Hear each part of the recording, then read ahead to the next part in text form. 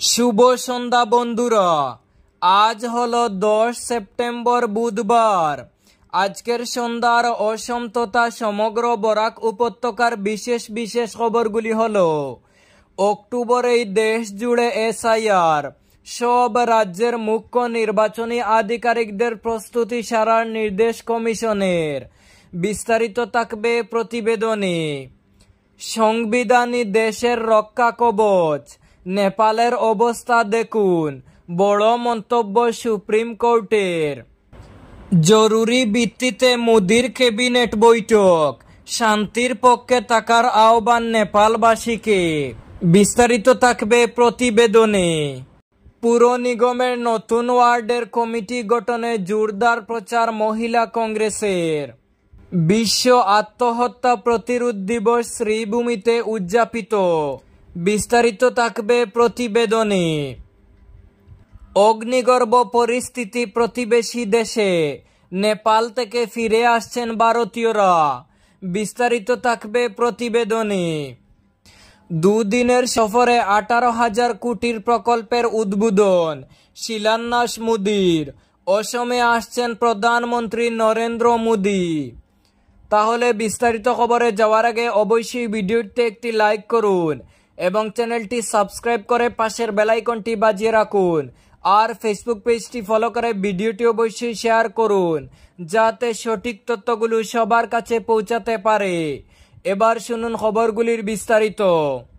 জল্পনাই সত্যি, বিহারের পর দেশ জুড়েই শুরু হতে চলেছে ভোটার তালিকার নিবিড় সংশোধন অথবা এসআইআর। বুধবার সব রাজ্যের মুখ্য নির্বাচনী আধিকারিকদের চূড়ান্ত প্রস্তুতি সেরে ফেলার নির্দেশ দিল নির্বাচন কমিশনের ফুল বেঞ্চ। সূত্রের খবর, 30 সেপ্টেম্বরের মধ্যে সব রাজ্যের সিইওদের প্রস্তুতি সেরে ফেলতে বলা হয়েছে। অক্টোবরের যে কোনো দিন এসআইআর প্রক্রিয়া শুরু হতে পারে। নিবিড় ভোটার তালিকা সংশোধন নিয়ে আলোচনা করতে আজ বুধবার সব রাজ্যের মুখ্য নির্বাচনী আধিকারিকদের সঙ্গে বৈঠকে বসে নির্বাচন কমিশনের ফুল বেঞ্চ। ভোটার তালিকা সংশোধনের কাজ শুরু করতে রাজ্যগুলি কতখানি প্রস্তুতি খতিয়ে দেখা হয় ওই বৈঠকে। ইতিমধ্যেই বিহারে সংশোধনের কাজ প্রায় শেষ পর্যায়ে। অন্যদিকে সংশোধন নিয়ে সুপ্রিম কোর্টে মামলা চলছে।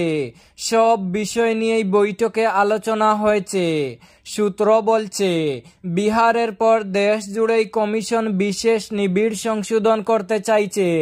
সেটা পুজোর পর অর্থাৎ অক্টোবর মাসে শুরু হতে পারে।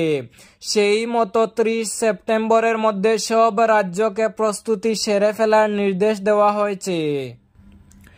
অগ্নিগর্ভ পরিস্থিতি প্রতিবেশী দেশে, নেপাল থেকে ফিরে আসছেন ভারতীয়রা। অগ্নিগর্ভ পরিস্থিতি নেপালে। ভারতের প্রতিবেশী দেশে অস্থির পরিস্থিতির দিকে বিশেষভাবে নজর রাখছে ভারত সরকার। এই পরিস্থিতিতে নেপাল থেকে দেশে ফিরে আসছেন ভারতীয়রা। নেপালের দিক থেকে ভারতীয় নাগরিকরা পশ্চিমবঙ্গের দার্জিলিংয়ের পানির ট্যাঙ্কিতে ভারত নেপাল সীমান্ত অতিক্রম করে ভারতে ফিরে আসছেন। প্রতিবেশী দেশে উত্তেজনাপূর্ণ পরিস্থিতির মধ্যেই বুধবার সকালে বহু ভারতীয় নাগরিক নেপাল থেকে মাতৃভূমিতে ফিরে এসেছেন। দেশে ফিরে আসার পর কুহিলা নামে একজন বলেছেন, নেপালের পরিস্থিতি হাতের বাইরে চলে গিয়েছে। আমরা অসমের বাসিন্দা এবং নেপাল থেকে ফিরে এসেছি। এখন ভালো লাগছে, প্রাণ বাঁচিয়ে ফিরে এলাম। দুদিনের সফরে 18,000 কোটির প্রকল্পের উদ্বোধন, শিলান্যাস মোদির। দুদিনের সফরে অসমে এসে 18,000 কোটি টাকার প্রকল্পের উদ্বোধন এবং শিলান্যাস করবেন প্রধানমন্ত্রী নরেন্দ্র মোদি।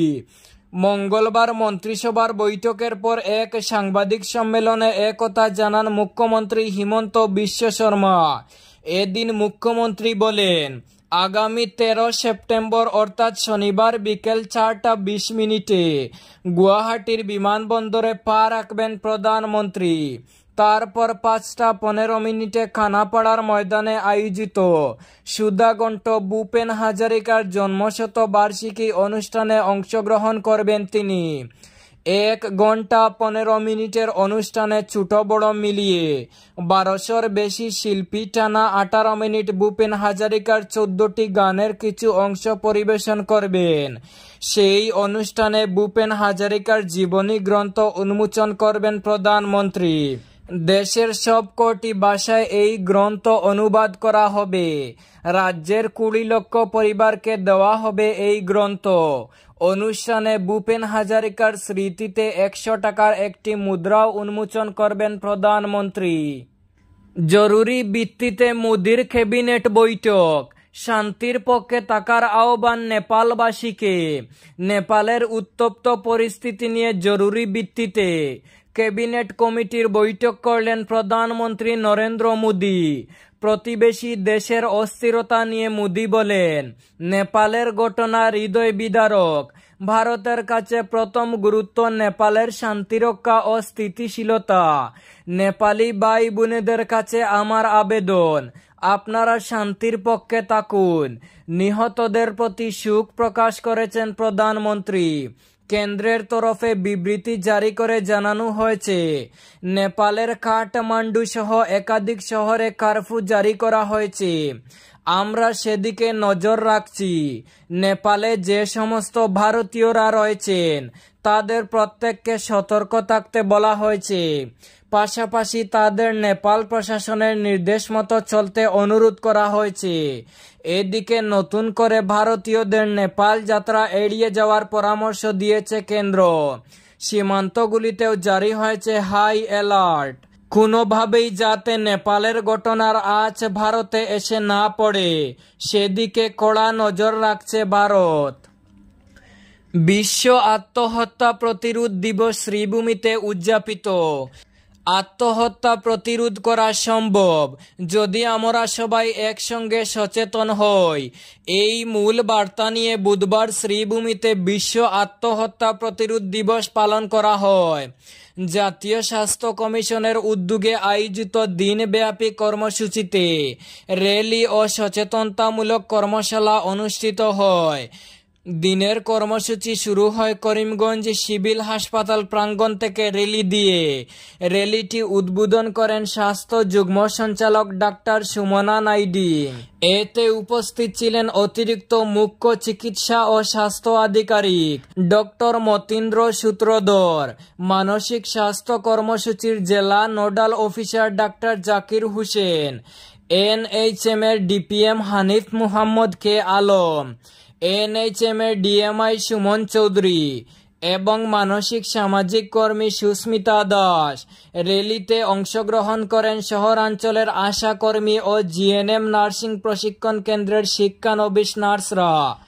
তারা হাতে প্লেকার্ড ও ব্যানার নিয়ে মানসিক স্বাস্থ্যের যত্ন, সহমর্মিতা এবং আত্মহত্যা প্রতিরোধ নিয়ে নানা স্লোগান দেন।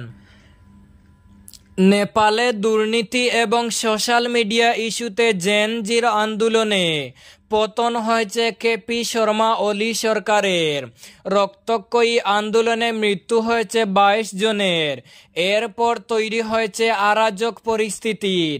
সরকারি বেসরকারি ভবন থেকে শুরু করে রাষ্ট্রপ্রধানদের বাসভবনে আগুন দিয়েছে জনতা। এমনকি পুড়িয়ে মারা হয়েছে প্রাক্তন প্রধানমন্ত্রীর স্ত্রীকে। জেল ভেঙে পালাচ্ছে কয়েদিরা। বুধবার একটি মামলায় অস্থির নেপালের প্রসঙ্গ টেনে বড় মন্তব্য করল সুপ্রিম কোর্ট। বিচারপতির বেঞ্চের মন্তব্য, প্রতিবেশী দেশের দিকে তাকিয়ে দেখুন, আমাদের সংবিধানের জন্য আমরা গর্বিত। কোন মামলায় এই মন্তব্য করল আদালত? গত 12 এপ্রিল শীর্ষ আদালত একটি নির্দেশিকা জারি করেছিল। সেখানে রাষ্ট্রপতি দ্রৌপদী মুর্মু এবং রাজ্যপালদের জন্য বিল অনুমোদনের জন্য দিনক্ষণ নির্দিষ্ট করা হয়। বুধবার ওই মামলার শুনানিতে ভারতীয় সংবিধানের শক্তির কথা উল্লেখ করা হয়। স্পষ্ট করা হলো, রাষ্ট্রপ্রধানদের ঊর্ধ্বে জনস্বার্থ। সেই কারণেই সংবিধানের রক্ষা কবচ। প্রধান বিচারপতি বি.আর. গবাই বলেন, আমাদের সংবিধানের জন্য আমরা গর্বিত।